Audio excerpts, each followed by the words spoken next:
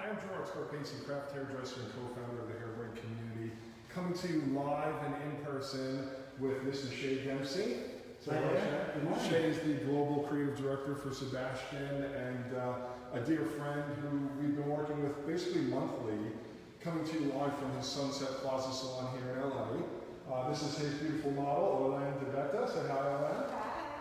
Special guest because Orlan is also the global director of education for Sebastian.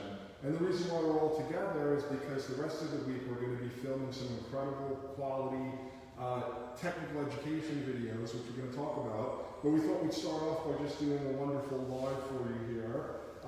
Mr. Shay Dempsey is going to be working, as he often does, with his blade. I learn something every single time I'm here, because you guys know I love the razor. And I've been using it more and more, especially this type, since I've been hanging out with this guy. It looks like you're in there. You're starting to get some cutting happening. Let's get all that maybe spun around a little bit so Randy can get a good angle. Yeah, so I've started, and I just explained to the guys here, this is very much like a salon situation, a salon scenario where basically Orlan was blonde before this, so she's now dark. And what we've seen is that there's been a lot of hair compromised. And basically, when I say compromise, I think we've even had a little bit of chemical cutting, if that makes any sense. But around the sides, if I just go through here, what we've seen is that there's been some breakage in these areas here. So you get that in the salon sometimes when there's been a lot of balayage or over-processing with color, and really the hair can't handle it because it's finer around the front. So what we thought we would do would be balance things out a little bit more. And this is something that you would do in the salon in a situation where you now need to take off some of the length to offset or change the shape. And when I say offset the shape, is now really working from something like from this length to show off the length that's in the front. So it's not something that's super inverted, but it's something that's nice and solid, but it is going to transfer from slightly shorter to longer. So it's almost trying to find your reference point, which is in the front, and to balance everything from the back. And I think that's important when you're doing consultations in the salon. Clients don't want to lose all their hair, but if you can actually say to them, look, if we move this and transfer the weight and transfer the length into a different shape, it really excites them. So I think something like this is, for me, is like I do this all the time in the salon. And then the technique is very driven by the hair that I have in the chair. And with Orlan, her hair is great. I mean, she's got beautiful hair, so I'm very fortunate. But also down here, it is a little dry and it's a little compromised. So I've had to sort of, pre-treat the hair before I started to cut it. And I've used whipped cream as one of the products that sort of will help me because it's got a conditioning agent. So it's oh, there it is, it's right there. So I can show you actually, because I'm going to put a little bit more whipped cream in here. Shay, while you do that, I just want to let everyone know who's joining us that we're here with Shay Dempsey. Shay's going to be teaching us some blading, which he's renowned for. We're here on behalf of our friends at Sebastian. We've got a very exciting week coming up with our friends at Sebastian, filming some incredible education. If you guys have any questions or comments or any shout-outs, let us know where you're watching from. We know the Sebastian tribe is global, so let us know where you're watching from. We'd love to give you a shout-out. So yeah, the whipped cream is in. I've also put a little bit of Potion 9 Light, but the Potion 9 Light is something that I just use to sort of dampen the hair back down again, because with the blade, I'm not a real fan of using the blade when it's dry. So I just sort of slightly pinch the hair like that, and then I start. If you want to have a little guide, push a guide out. Take the guide out here and let it sit there. And zero elevation, so you can stay close to your guide. And then you can actually start to use your blade and apply pressure. It's the pressure you apply. So you're pressing really heavy now, really pressing heavy so that you get a nice cut to it. And then those little bits, clean it all off. So you just get a little bit more of a broken up line, but yet you've got no little long pieces hanging or anything like that. It's important that sometimes you can lose control of that line. With Orlan, she wants to keep it solid. So a little tip, if you're going to go up and you're going to go high, let me turn the blade the other way. If I go like this, obviously, and apply so much weight in on the hair, you're going to take out a lot of weight, but I don't want to do that today. So I just sort of go about an inch above where I want to cut, and then I apply that pressure and Orlan would feel the pressure in my left hand holding the hair. So she feels that being held so that I can still keep a form of a solid line instead of it being something that's diffused into something that's just not what we're looking for. We're looking for strength still left and integrity left in the hair. So that's really, really important. So again, it's all about the pressure and the tension in this left hand so that you can just hit it and you can just clean everything up. So that's important if you're using the blade. Pressure and tension for certain things. So it's a give and go. I always think of it like playing a guitar. You know, the strings have to be tuned and taut. Yeah. If they're all out of tune, it's just not going to work. So exactly. Holding hand is like keeping them even and taut all the way through. Yeah. I want to give some shout outs to our friends around the world. We've got Andrew Dunn watching. Hey, Andrew. From Wella Global on Facebook. Ulrika is watching from Sweden. Your friend Zoran is watching, says you're looking great, brother. Thank you, Zoran. New Doc Martens. Must be the new Doc Martens, yeah. Mary says, hi, Shay. Hi, Orlan. Savas says, the master himself, Shay Dempsey. I couldn't agree with you Thank you more. so much. Thank you. So, Shay, I think a lot of people, when they think about the blade, they think about just texturizing, taking out weight. Yeah. And perhaps they're a little intimidated to do a whole haircut. Yeah. What are some tips and what are some things people can do to get comfortable to actually do a whole haircut with the blade? Okay, so, that's a great question because people really are afraid of the blade and the client has had maybe a bad experience. So you get this double whammy in the chair where you're not as confident with the blade as you are with a scissor. So you're inclined to hit it in different spots. So, I always sort of try and do some work at home in the garage on a Wednesday. I would suggest whatever day you have free is to get yourself a nice pivot point doll head or a doll head that you have at home and really just intentionally go and start to take, I'm just going to drip your head a little bit there, Orlan, is to take the haircut and say, okay, how can I create a bladed haircut from start to finish? So maybe start on a longer version where you would skim, so you keep the surface area of the hair really smooth, and I only ever use the small teeth of the comb, like so, and try this. Practice. Look, I'm not cutting the hair. Okay? That's the big part for a blade, is that you practice the pressure. So when you go in, just run it a few times and then start to cut. So what you're doing is you're playing with the tension. You're playing with the pressure. So you can see Orlan's head is really moving there. So I'm really holding that. So when I apply the pressure, now you'll see the hair down. So the blade is working at the right angle, so it's cutting the hair. Now, if I turn the blade this way, it's going to tear the hair. So you're really going to have a bad experience yourself. And then the client's going to have a really bad experience because her hair is not going to feel that good. So it's just flat on the surface of the hair, so it's flat on the grain. Yeah, it's flat on the grain. Not turned in at all. No, there's nice tension. Start it off. Don't cut anything. And now start to turn it in. It turns in. Bang. I got a good one for you, Shay. Okay, here we go. Cut air before hair. Cut air before hair. I love it. Yeah. But that's exactly what you're doing. You're practicing your stroke. And so if you can nail that, then that applies with everything. So if I'm going to do a short fringe, I'm going to still apply the same type of pressure, but it's the same angle that's running through the hair so that I can actually cut the hair. We don't want to tear the hair. So as Gerard says, air before hair and then execute. And really, to be honest, the blade takes time to understand pressure. If I can explain pressure in the best possible way, is that the more, if I'm going to do a graduated bob, so the blade cuts hair and length at the same time, if I apply the pressure up here, right to the bottom, it's going to take the hair in. Because the more pressure you take away and push in, it's going to reduce more hair, so you're going to create graduation. The lower I go, if I go low, really, really low down here, and I want to create a solid line on Orlan's hair, let's just do a little solid line for a sec. Well, then the stroke becomes tiny. Pop, pop, pop, pop, pop, pop, and you just keep tapping it, and you just take it away. But then you have to take away all those little guys as well. You have to go in and you have to take those little guys, so you still create a nice solid line. So many variables with the blade, many, many techniques that you can do, yeah, it's a very, very fun tool to use, and I would recommend using with a scissor and a blade at the start. Don't sort of send yourself crazy. It's something that takes a little bit of time. As I said, by using this part of the comb makes a massive difference if you cut the hair. Using this end of the comb, then the palette of the hair is like a piece of fabric. So if I do that now, you can see that it will cut little sheets away.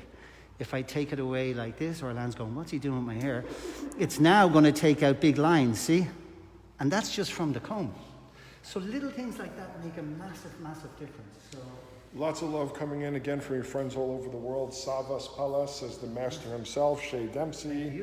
Karen from Edinburgh, Scotland says hello. Hello from Fort Worth from Sunny. And we have a question from Katie Buchanan. Do you recommend this technique for coarse hair? No. I mean, it's another great question. Katie, it's just you have to really sort of know what hair you're going to deal with. And really, to be honest, I don't use the blade. I'm just going to put some potion and light in. I don't use the blade on curly hair, and I don't use it on compromised, like coarse hair, because that's not what it's about, So the blade is all about sort of working the hair surface and making it do those two things. So you just sprayed some of this Potion 9 light. Yeah. Is it important for you to kind of work with product in the hair as you're cutting? Oh yeah, for me it's vital because I sometimes need a little bit more slip, or sometimes I need a little bit more condition, or sometimes I just need the hair to be dampened down. Because remember, the blade will cut the hair in the way the hair is sort of set up. So if the hair is set up dry, obviously you're going to take away less hair. When the hair is wetter, you'll take away more hair. And with this, I still want to be sort of detailed. I don't necessarily want to have big unbroken pieces. I still want to create a bob shape. So I feel that with a product like, say, Potion 9 Light, it's doing two things. It's conditioning the hair, but it's also keeping me in control. Gerard, you said something that's, really, really sort of prominent when you think of blade work, is that I don't know how many times I've seen people and they just seem to go in and texturize and go crazy. And really, when you can sort of still create some very technical work with a blade, and that's what we try and do at Sebastian, is that we try and make sure that people still look at it as, oh yeah, there's a whole process to this. Like it's not just like willy-nilly, oh, the blade creates texture. Well, that leads us beautifully into what we're doing this week. Because, there's been so much technical education on great scissor hair cutting and the foundations and the iconic shapes that are cut with the scissor or the shear, that maybe our industry's been lacking some blade work in terms of foundation. And I think that's kind of what we have in mind this week. Exactly. We've got a whole series that we're going to be filming in the studio with multiple cameras and great detail production for hair ring, with great sound, great cameras. We do these lives because they're easy to reach as many people and to educate as many people as possible. We reach millions and millions of people and make a difference. But we also believe in that high quality produced product, and we're going to be doing that with Shay this week. Shay, do you want to talk a little bit about what you're going to be teaching? Yes, absolutely. So what we've come up with, myself and Orlan have been working on this for probably a year. Is it, Orlan?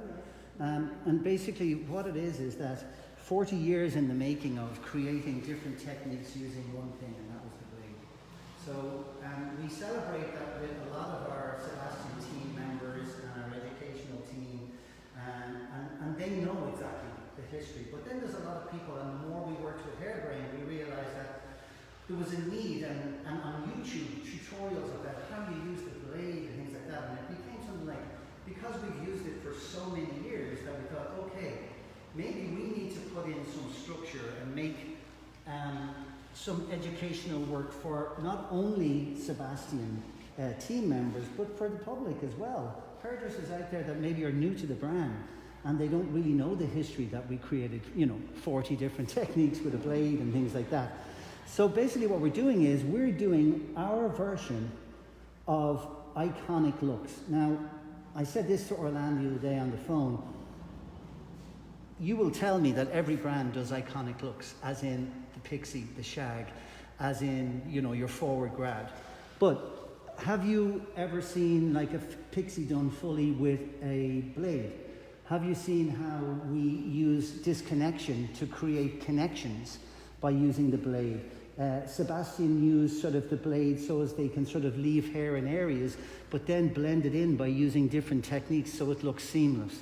So that's what we're going to do over the next 2 days, is we're going to record really cool sort of educational looks from the basic fundamentals of the sections we take, why we take them, the reasoning behind why we leave length. And you might look at it and go, well, why would you leave that? And then it makes sense when you see it disappear and filter back into the head. So it's going to be exciting, and I hope, you know... We're thrilled at Hairbrain to be able to partner with you on this, because that's our mission, is to help uplift the craft and educate the craft. And a lot of that comes from brands, and we have to keep evolving how we do that, you know? It's harder right now to get groups of people together, and it's going to be probably for a while to do that. So we have to figure out other innovative ways, whether it's rough and ready, like what we're doing right here, just grab a phone and go, or what we're going to do over the next 2 days, which is going to be highly produced, beautiful content that will be available all over the world. Yes, exactly. And, you know, I think what it is as well, it's sharing ideas, because it's been COVID that has really sort of, you know, set a huge spotlight on hairdressing and how we share ideas. I mean, I've never seen so many artists. I've never watched so many haircuts. So I think for us, it's sort of suited us time-wise as well, when we've seen so many people going live using blade. And I've never seen so many hairdressers use a blade. So it's really great that we can get out there and create. It's 4 haircuts. And as I said, they are called sort of iconic names, but they're, you know, with the Sebastian techniques. That's a beautiful line. I just want to say, against the back there, that perfect taper on the line and the consistency, you know? It's like people might think, oh, how can you cut a line with a razor? Yeah. And I think also you can go over and pinch and cut, we call this technique, if there are any little bits that, you know, you feel like you want to sort of just detail them. But what I really like is that you've reduced that weight by that skimming technique, so you can just reduce that weight. So as you say, it sort of sits it in. Now, let's just take it away and then just start to shake it up. And you'll see we have a little bit of graduation, because as I said, the more pressure that I put on the base perimeter line, the more graduation I get. So if I just sort of move the hair around a little and I just sort of scrunch it in, you will see that it's a little bit more stacked. And I like that idea, because we call, you know, stacking the hair, especially when we skim, the more we rise, the less of a stack. But when we stack it tight like this, and we just use like 1 inch, 2 inches, you can get this really nice, natural, organic sort of movement. It looks like Orlean's hair is 10 times thicker than it was when you started, which is interesting, because people think, oh, razor just thins the hair. Exactly. You know, Shay, we've got a lot of questions from various people about when is it okay to use the razor, when shouldn't you, what about thick hair, what about curly hair? You know, can you give your whole philosophy of how and when to use the blade? Absolutely. I think I'm just coming to the side, so this was just at the back of the ear. And remember, we want to try and keep the length. So I'm just going to show you something where we call the corner back. Again, this is part of our methodology when we talk about Sebastian. So the corner back, anybody that doesn't know anything about Sebastian, that's our corner back right there. So you hear people saying over direct. We don't use the phrase over direct. We always use pull into the corner back, or pull across into. So what I'm going to do now is take my side section, and I'm going to pull into 0 elevation down into the corner back. And you'll see the angle of my hand is traveling from slightly shorter to longer. And using this as the ruler, what you can do is you can start your blade here. Now watch the angle of the blade changes, and tap. Very comfortable, isn't it, Orlan? You don't feel a tear. So let's do this one more time, and then I'll answer your question, Gerard. But I just think this is a part of the education that we talk about, is that even our methodology is slightly different. So we're back into the corner back, and the 0 elevation, that line, if I was to bring it down, it's right on the hairline. So I just pull it directly down to the corner back. My hand is now the ruler, and then the angle of the blade goes tap. And I'm still using a little bit of, and we can just turn here, just profile a little, and you'll see we're going from shorter. Now remember, there's less hair on the side, so it's not as deep, but you're giving yourself this nice safety blanket. So I feel like the hair just let out a sigh of relief. It was just looking so fine in the front, and now it just looks tremendous. I mean, let's just look from that angle right there to that. Yeah. Where it's one of those things where it's like, oh, Yeah. you're cutting off length, but I mean, look at the Yeah. difference there. And you're giving the hair substance again. Yeah, you know? substance, a great word. You know?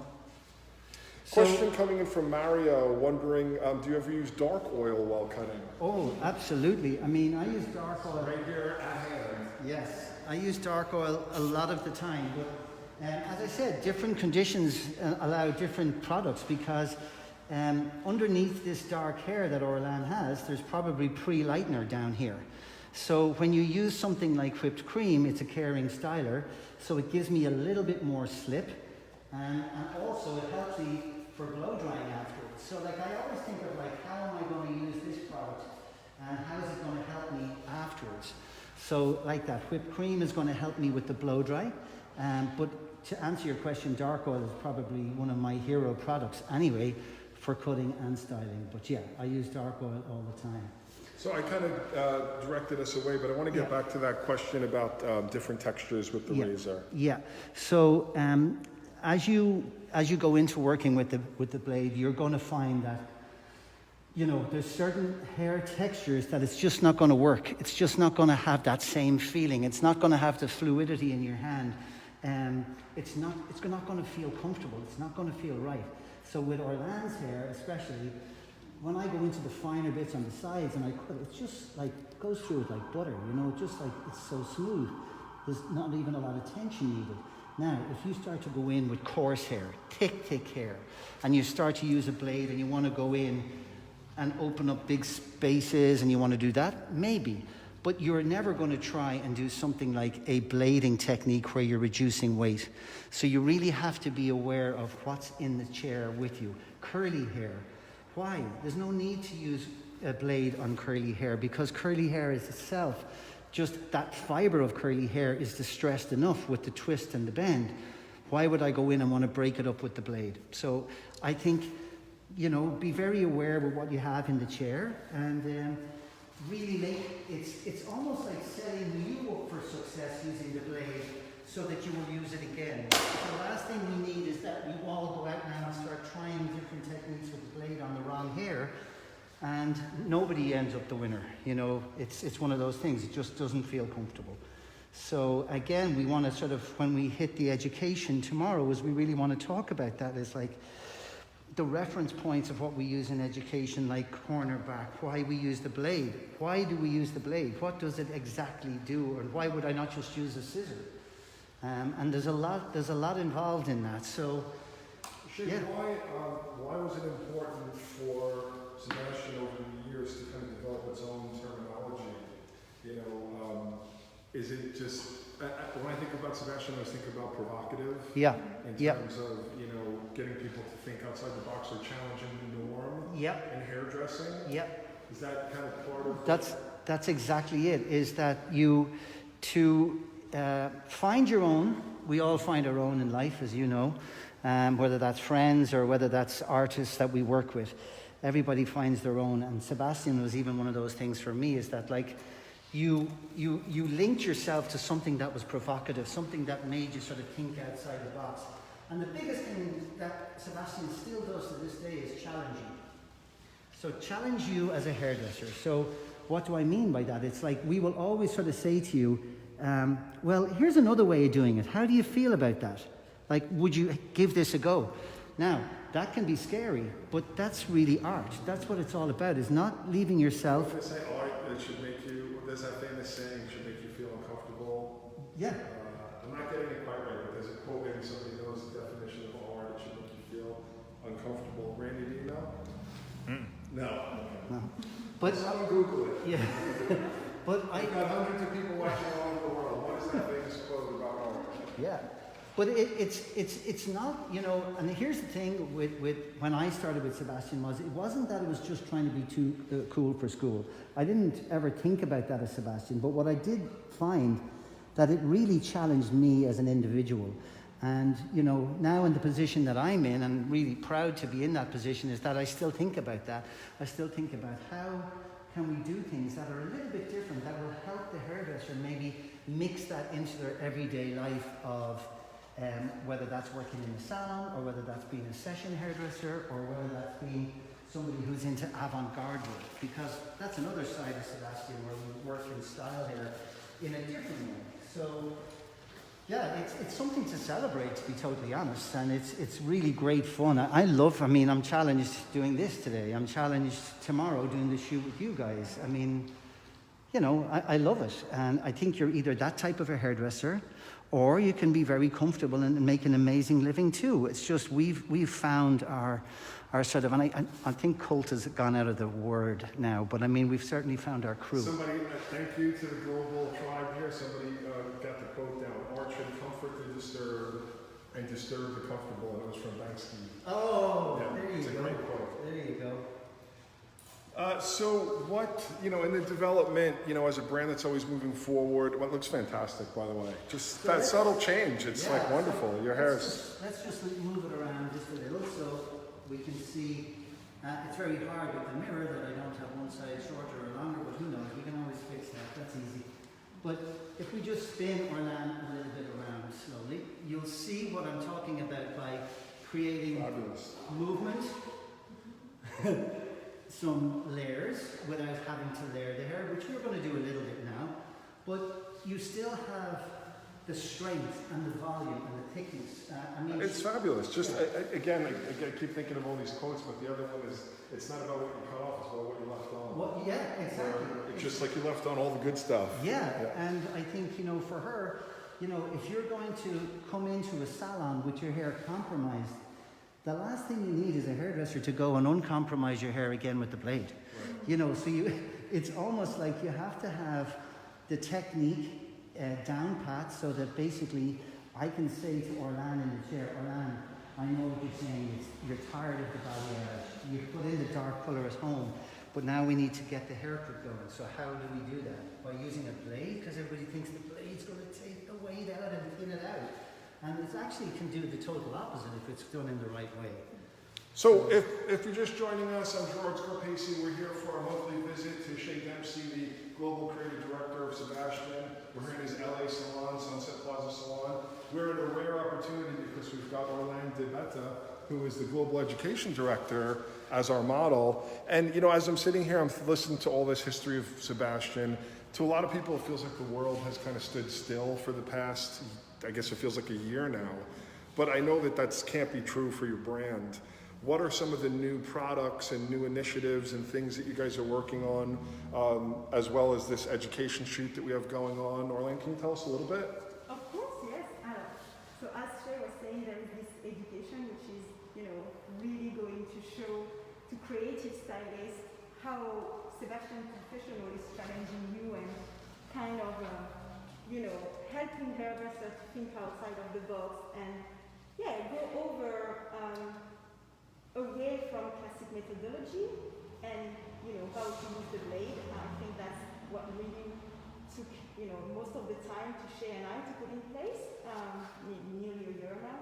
And then to support that, as Shay likes to say, product is important and we need to have the best product to actually support you on cutting with the blade, and that's also what we are currently designing that goes hand in hand with that new education, if people can hear me. Yeah, it's loud and clear. Thank you. Thank you. So it's, again, super exciting week. So it looks like you're moving into lifting the hair now and what we would call in traditional language layering. Yes, yes. Yeah, and you know what it's doing? It's finding a length where if I pull the hair directly out of the head, right here, I just want to nip off that little corner there. So what we've said is we want to keep the integrity of the hair. So we want to keep it nice and solid. So by pulling the hair directly out off the head, like so, we see we have just this little corner here. There's lots of ways of doing that. You can go from shorter to longer, or you can just tap it like so, and you can just take off that little corner, and you can just go through just to round it off. And really all that's doing is, it's just softening out, and it brings you back to something like that. So what it's doing is it's just continuing the line. So again, if I go the other way and I go shorter to longer, it's going to be too much. So what I mean that is if I go here, it's going to really start to go shorter to longer. Remember, what we're trying to do here is to still keep a bob shape, or what they call them, lobs, but the blade is so great. I can release the tension, just drop your hand and then just start to do this. So how important is it to have a sharp blade for a technique like what you're doing here? Oh my God. I mean, I've sometimes changed the blade twice on one haircut, so it can be costly, but you know what, just the feeling in your hand of cutting the hair, that's just, you know, it's seamless and there's no tearing. The only tension that the client should feel is probably me. Mm-hmm. And then the blade itself should be just like going over, you Shay, know. can we get a clear shot of the guard and the blade itself Yes, so people absolutely. can see? This is the feather styling razor. You can see it comes with replaceable blades that are guarded. Yeah, and they're so simple to use. You just, you know, you can pop them out like that and then just push the fresh blade on and you work straight away. You guys sell these on Hairbrain. They're available at hairbrain.pro. Yeah, to be honest, guys, like don't even, I've tried them all, and to be honest, the weight and the balance, and hopefully tomorrow we're going to show you something really exciting as well that Featherblade have. But this to me is the blade. It's fantastic. Yeah, it's one of those things where you don't need to reinvent the wheel. It really is the best. I've seen cheaper, I've seen more expensive, but it's still the best. And I think, you know, you can also, I mean, Gerard's a master of using the open blade as well. The only thing for me with and the reason I don't use the open blade is because we do so many different techniques that even if I'm doing something like this, I don't really trust myself to go in there and maybe not take and you shouldn't. I will take say a lump the out. open blade can be more restrictive than the guarded blade. Yeah. In terms of the rotations, the ways that you can cut with it. Yeah. The open blade for me, it does like 2 or 3 things really, really well. Yeah. But I'm actually starting to use the guarded over the past, I guess it's 2 years since we've been spending more and more time together. Yeah. I've been using the guarded blade a lot more. Yeah, yeah. Not all the time, but No. I want a certain effect. Yeah, exactly. So now we can just start to turn the hair around, let you see now that layered effect where it's still down on the base, but you can see that stack is starting to really take shape. And if we go from here and we pull out, we're still just below. So you're looking at probably 1.5 to 2 inches to the bottom. And what that does is creates that really nice shaky. Where did all that hair come from? I know. That's amazing. Look at the floor. Yeah. Like a lot came off. No, I don't. Yeah. So how does it feel, Orlando? Very good. Okay. So again, this is sort of coming near the end. And again, you'd sort of say, well, if I had a scissor, I'd vertically take everything up and I'd go and I'd blend it in from shorter to longer and I'd make sure that everything was super correct. Yeah, I get it. I totally get it. But you don't have to do that either. So if I take my section from just off that central section at a diagonal, I've changed my comb, as you can see, because I was going to ask you why to change the comb. more hair, so I'm taking massive sections. Yeah. So basically a bigger comb will actually get the sections and cleaner for me.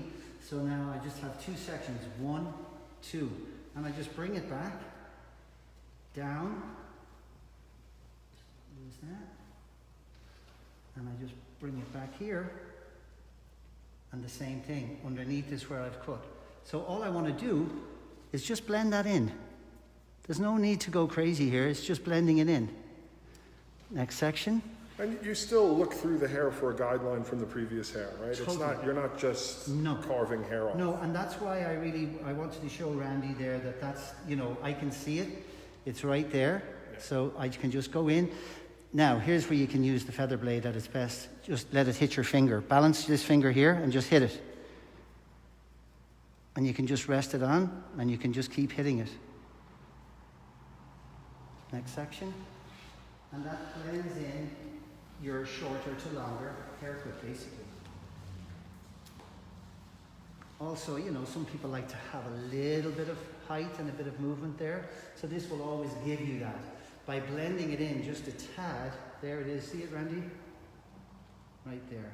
So you can take it, just turn your hand that way, and just nip it off. So you just nip it off. Same thing, you can see that we don't elevate the hair hugely unless we're doing sort of vertical sort of skimming or whatever like that, but we're inclined to sort of keep the elevation low so we can find our little viewpoints of where that little last section is there. And that's it there. And we just nip it off. Voila. Voila. Et voila. She sounds very sexy, doesn't she, with the French accent? Like, you have to admit. Even guys are find sexy with French accents. I can't understand her sometimes when she texts me. But I mean, Because even the text has a French accent. so it can be a voila and some, I don't know. Okay. Are you from France or Switzerland or from France? I don't know whether she hates me or loves me at this certain time. Depend both sometimes. So that's what it is working together, right? That's exactly it. All right, so now you don't feel the need to put additional product because you've been working. I've been working with whipped cream, so I mean, as I said, these are two pairing stylers. So basically, what we want to try and do is, you know, keep the hair nice and light, and then for your after, and people use it both ways. Dark oil you can put in when the hair is damp if you find that the hair needs a little bit more sort of smoothing, because dark oil is not that heavy. It's not like a deep, heavy oil where it's going to weigh it down. But sometimes I use dark oil like to separate the hair afterwards when it's dry. I mean, can I just say, amazing name and concept. I remember when I first saw, I guess it's probably 5 years now or so, and I was like dark oil and the packaging and everything about it. I was like, such good branding, which I love. What is the saying? It's something, but it's not. Body in the bottle, light is dark, body Light. in the bottle. Yeah, light is dark. Yeah, because you know, for an oil, it is incredibly lightweight. It creates volume. Yeah. You know what I was going to say as well that I found over my many years, like you, Shay, of being a hairdresser. When you use product as you cut the hair, it's actually much easier to sell it to your client, which, let's be honest, nowadays, especially most of us here in the U.S., we're only working at 25% capacity. It's more important than ever to have clients take home product, which they're going to love, and it's going to bring revenue into the salon, which is going to help us to stay open. But what I found, as you're using it, now you've been cutting Elaine's hair for 30, 45 minutes. She really understands the product. You have plenty of time to talk about it, but you can see it. And sometimes we wait till the end, and it's the last 2 minutes. She's already like, I gotta go. And you're like, oh, but wait, let me introduce you to something. Exactly. If it was really important, you would have introduced it in the beginning. Exactly. And you know, it leaves them totally open to the question about why are you using that in my hair? Yes, Because when they that's see the biggest question. So like, it opens the door for an easier sell. Absolutely. So you're using it as a cutting tool so that you can actually sort of blow dry the hair afterwards, and the longer it stays in, the better the hair will be. So the client's like, oh yeah, that's really cool. So there's a lot of different ways of, I suppose, talking to your clients about... don't make it an afterthought, like something that just happens at the very end. Exactly. It's so important that you're doing it throughout the whole process. Yeah. Are you guys freaking out now that I've got a blow dryer on? No, it's okay. I mean, you know, it's everyone's really enjoying what we've been doing. All your fans are here. What we'll do is we'll just do one side so we can give you guys It's not too loud. It's a great blow dryer as well. That's the GHD. Yeah, GHD, and we're very proud to say that our company owns GHD also. It's an amazing brand. Their flat irons obviously are iconic, and now with their blow dryers and brushes, they've just extended the line.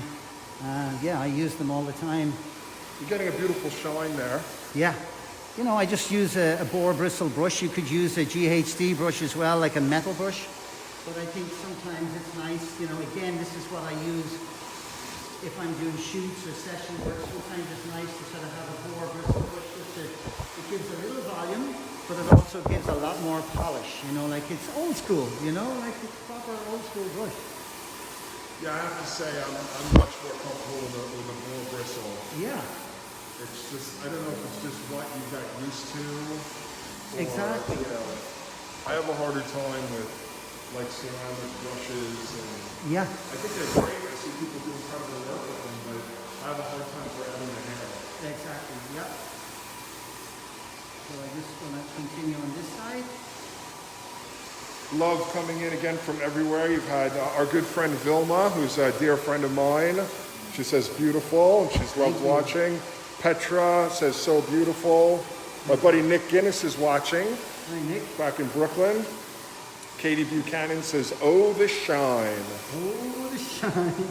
And actually, it's nice the way the sun is coming in. Yeah. We're here in Shay's beautiful salon, Sunset Plaza Salon. Maybe Randy, you can get just a quick look at this beautiful space here while Shay blow dries. It's right here on Sunset, and thank goodness Shay's been able to reopen for the last about 30 days or so. We've been prepping some online a little bit of next year, but just look at this beautiful space. And I encourage you all, first thing to go to meet you. If you're ever traveling again and you're in LA, come by and say hello. Absolutely. Please do. Pop in and see the space, and we can have a chat at the same time. So I'm just finishing off just in at the back here because I sort of forgot about that. So I need to go in Shay, here. in all honesty, you and I were chatting earlier about how difficult it is to be a salon owner right now. Oh my goodness.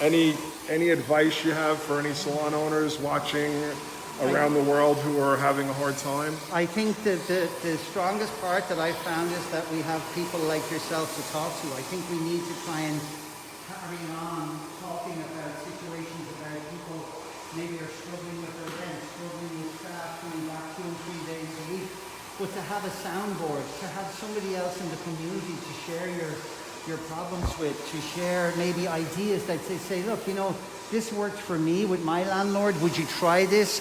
This worked with me with staff. Why don't you try this? Because right now it's a minefield, and all you're doing is trying to get things to stick, to try and stay open and try and sort of be productive in these sort of, unreal times.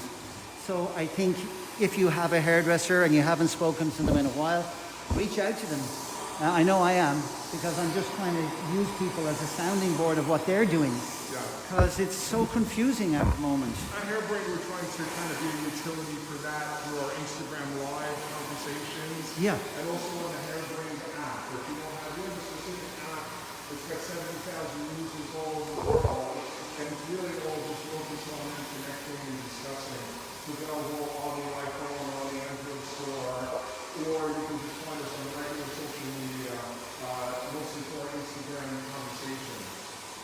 Yeah, I mean, I have to say, I've jumped in on conversations many times. You'll see it. It's just to try and,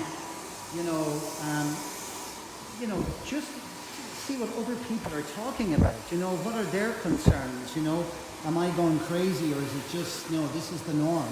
And it's refreshing to hear other people's situations as well. Because I don't think it's something that's going to go away for some time.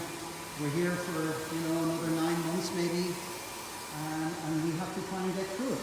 Yeah. As simple as that.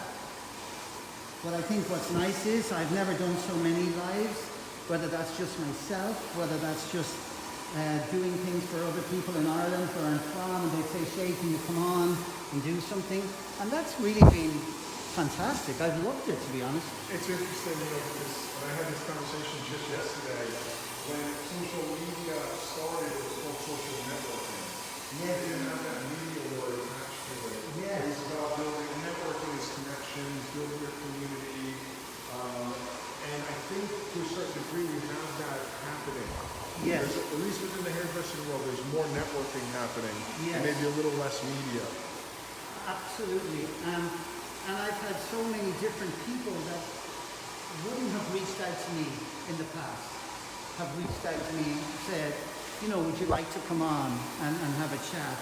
I remember Bruce came on from Sassoon, and Bruce said that he'd been watching me use the blade and he wanted to know. Oh, I would love to see that. Is he using the blade? Well, I don't know.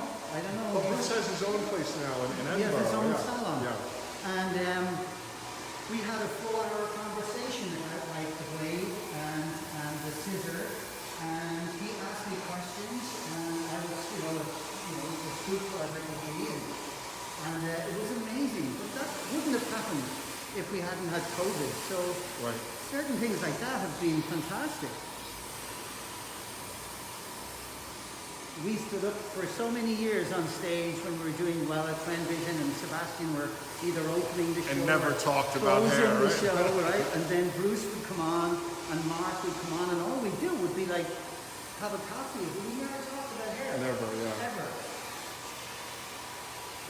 So any tips here on blow drying if there's anyone young who maybe isn't very experienced with the round brush? Because, you know, I think a lot of what we're seeing these days is hand dry and curling iron.